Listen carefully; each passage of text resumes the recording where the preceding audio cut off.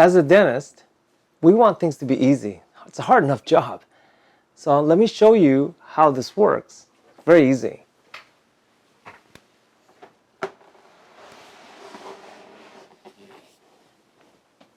Now it's in position.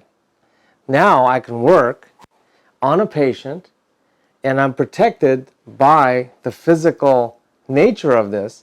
In addition, the air is being pulled at about 280 to 300 CFMs, depending on the number of arms you have, by our machine, and it's drawing air. So anything that's in this area where there's aerosols being generated, it's going nowhere except into this chamber and up this tube, away from me, away from my staff, and any aerosols that I might be creating, the patient is not subject to that either.